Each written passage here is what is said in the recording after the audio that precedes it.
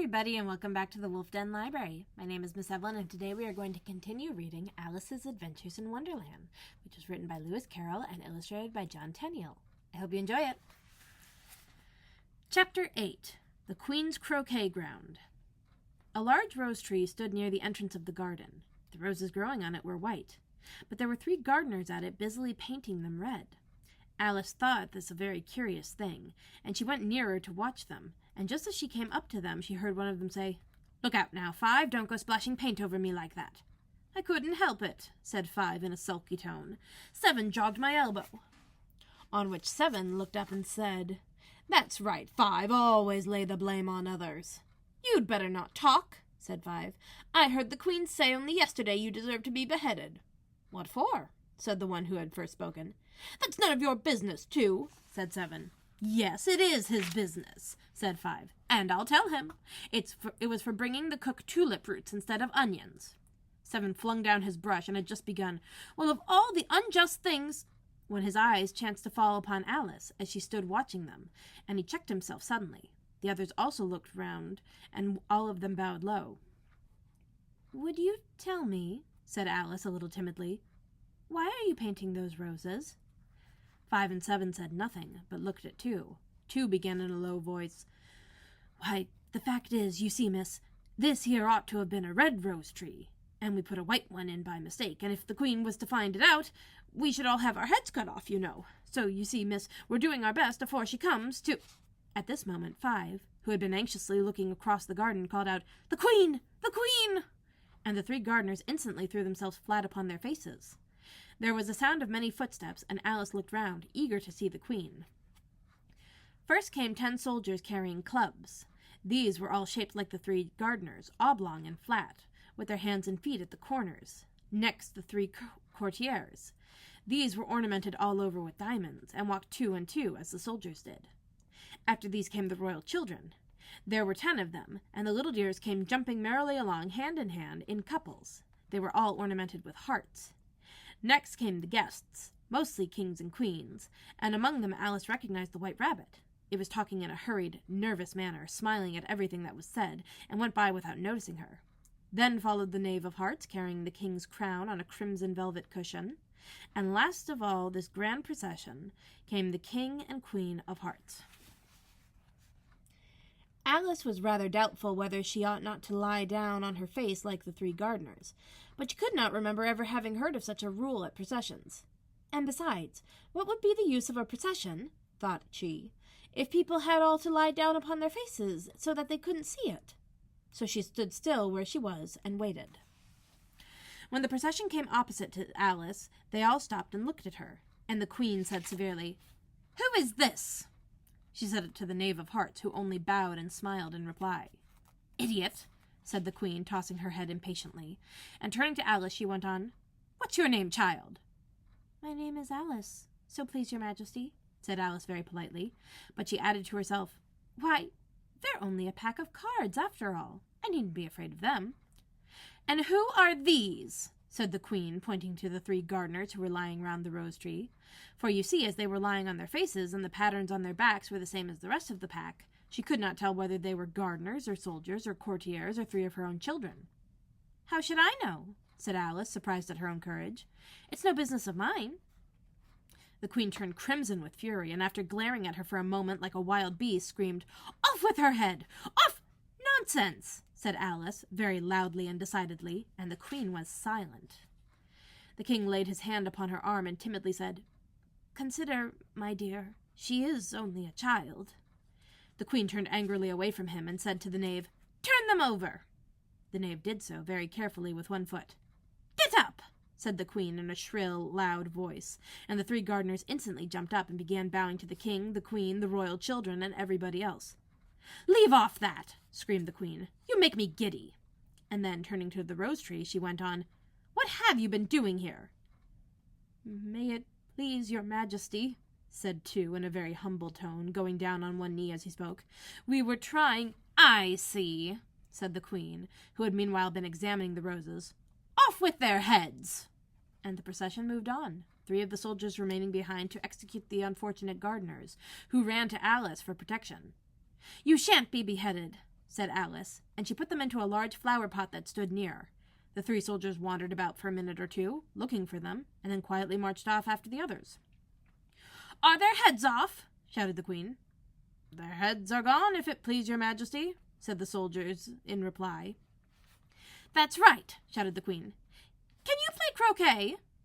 The soldiers were silent and looked at Alice, as the question was evidently meant for her. "Yes," shouted Alice. "Come on, then," roared the Queen, and Alice joined the procession, wondering very much what would happen next.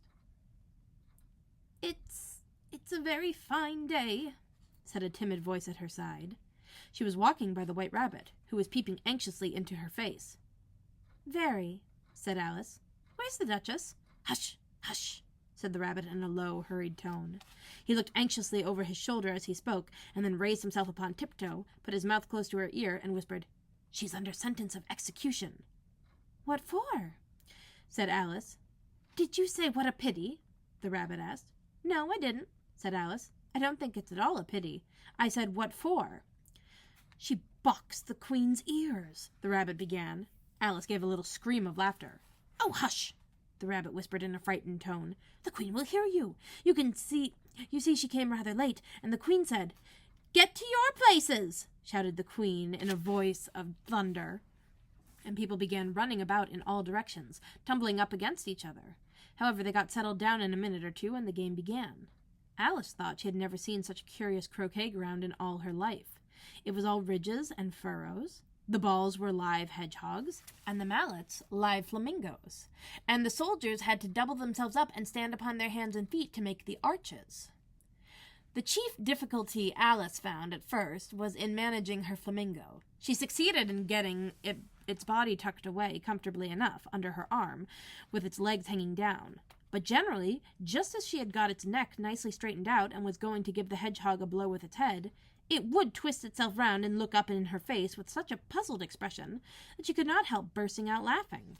And when she had got its head down and was going to begin again, it was very provoking to find that the hedgehog had unrolled itself and was in the act of crawling away.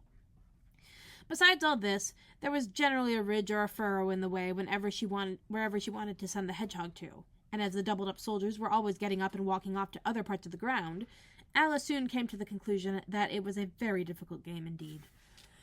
Excuse me. The players all played at once without waiting for turns, quarreling all the while and fighting for the hedgehogs, and in a very short time the Queen was in a furious passion and went stamping about and shouting, "Off with his head!" or "Off with her head!" about once in a minute. Alice began to feel very uneasy. To be sure, she had not as yet had any dispute with the Queen, but she knew that it might happen at any moment. "And then," thought she, "what would become of me? They're dreadfully fond of beheading people here. The great wonder is that there's anyone left alive." She was looking about for some way of escape, and wondering whether she could get away without being seen, when she noticed a curious appearance in the air. It puzzled her very much at first, but after watching it a minute or two, she made it out to be a grin, and she said to herself, "It's the Cheshire Cat! Now I shall have somebody to talk to." "How are you getting on?" said the cat, as soon as there was mouth enough for it to speak with. Alice waited till the eyes appeared, and then nodded. "It's no use speaking to it," she thought, "till its ears have come, or at least one of them." In another minute the whole head appeared, and then Alice put down her flamingo and began an account of the game, feeling very glad she had someone to listen to her. The cat seemed to think that there was enough of it now in sight, and no more of it appeared. "I don't think they play at all fairly," Alice began in rather a complaining tone, "and they all quarrel so dreadfully one can't hear oneself speak.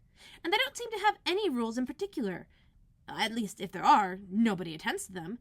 And you've no idea how confusing it is, all the things being alive. For instance, there's the arch I've got to go through next, walking about at the other end of the ground, and I should have croqueted the Queen's hedgehog just now, only it ran away when it saw mine coming." "How do you like the Queen?" said the cat in a low voice. "Not at all," said Alice. "She's so extremely—" Just then she noticed that the Queen was close behind her, listening. So she went on, "Likely to win, that it's hardly worthwhile finishing the game." The Queen smiled and passed on.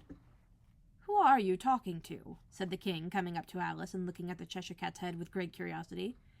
"It's a friend of mine, a Cheshire Cat," said Alice. "Allow me to introduce it." "I don't like the looks of it at all," said the king. "However, it may kiss my hand if it likes." "I'd rather not," the cat remarked. "Don't be impertinent," said the king, "and don't look at me like that." He got behind Alice as he spoke. "A cat may look at a king," said Alice. "I've read that in some book, but I don't remember where." "Well, it must be removed," said the king very decidedly, and he called to the queen, who was passing at the moment, "My dear, I wish you would have this cat removed." The queen had only one way of settling all difficulties, great or small. "Off with his head," she said, without even looking round.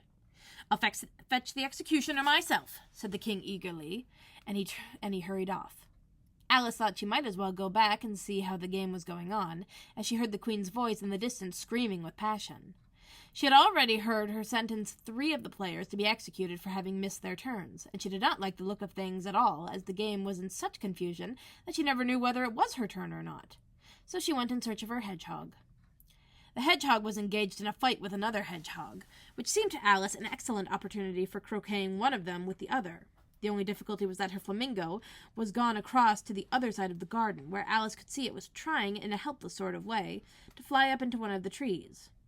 By the time she had caught the flamingo and brought it back, the fight was over, and both the hedgehogs were out of sight. "But it doesn't matter much," thought Alice, "as all the archers have gone on from this side of the ground." So she tucked it under her arm, that it might not escape again, and went back for a little more conversation with her friend. When she got back to the Cheshire Cat, she was surprised to find quite a large crowd collected round it. There was a dispute going on between the executioner, the king, and the queen, who were all talking at once, while all the rest were quite silent and looking very uncomfortable. The moment Alice appeared, she was appealed to by all 3 to settle the question, and they repeated their arguments to her, though as they all spoke at once, she found it very hard indeed to make out exactly what they said. The executioner's argument was that you couldn't cut off a head unless there was a body to cut it off from, that he had never had to do such a thing before, and he wasn't going to begin it at this time of life. The king's argument was that anything that had a head could be beheaded, and that you weren't to talk nonsense. The queen's argument was that if something wasn't done about it in less than no time, she'd have everybody executed all round.